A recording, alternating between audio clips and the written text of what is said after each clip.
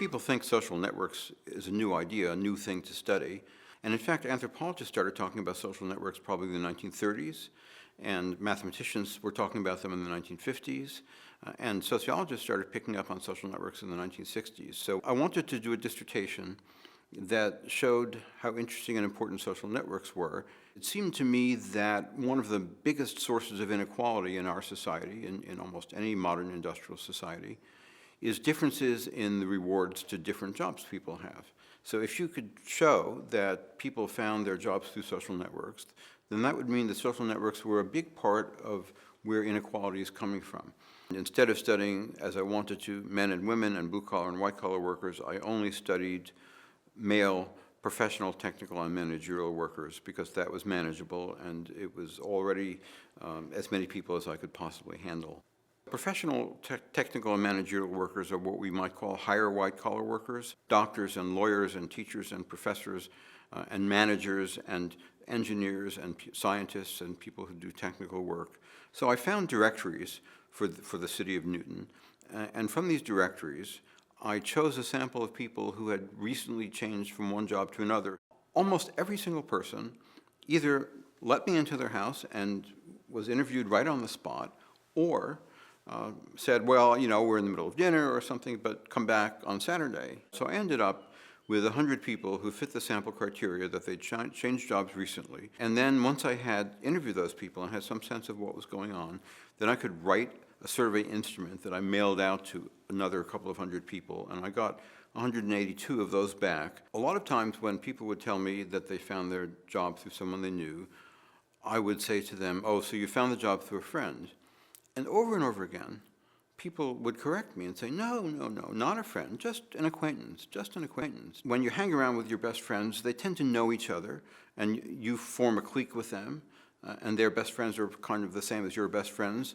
So if you want new information, if you want to be clued in on the latest styles or trends or information, then you ought to go to your weak ties, your 7th and 8th best friends. They're in different circles from your circle, and they connect you to those other circles. In a sense, they are your windows on the world. Most of the people who changed jobs in my study were changing them voluntarily.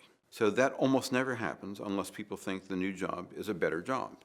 So if they really wanted information about new jobs, about jobs they weren't going to hear about any other way, they were finding it through acquaintances and not through their close friends. The majority of these workers had found their jobs through personal contacts. It was 56%.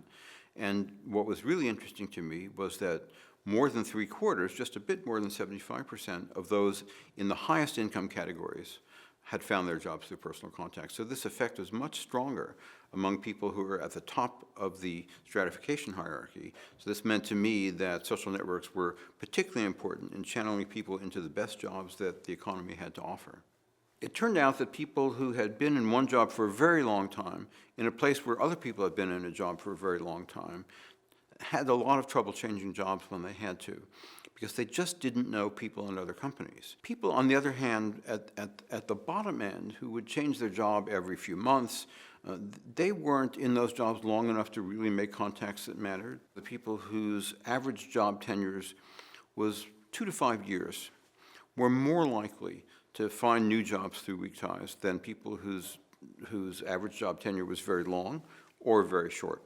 Employers prefer to hire through social networks. They trust the information better about people that they're going to hire, and that's why they go through current employees. People use the internet for job searches. We have LinkedIn. We have all kinds of services, and so people may wonder, how can any of this still be relevant? People will still continue to trust people they know better to find out about places they might work and about employees they might hire than they will some impersonal source that is online. But one of the consequences of that is that if there is a group that has very poor representation in an occupation or in some sector of the labor market, then it's going to be hard for that group to break in. One way that social policy can be efficient, as well as not just effective, but even efficient, is if it makes use of natural social network processes that people are going to engage in anyway. So if white males can use social networks to bring more white males into their firms or into their industries, into their professions, then they have an unfair advantage. Because if there are no such people who are Black or Asian or some other ethnic or racial group who are already in the company, then there is a disadvantage there that has nothing to do with qualifications and that just has to do with the history of why those people aren't in there in the first place. Affirmative action can prime the pump by putting a small number, however many people, into that segment of the labor market who are in this underrepresented group. And once those people are there, they can then do what comes naturally to them, which is to bring the people they know into the company in the way that everyone else does.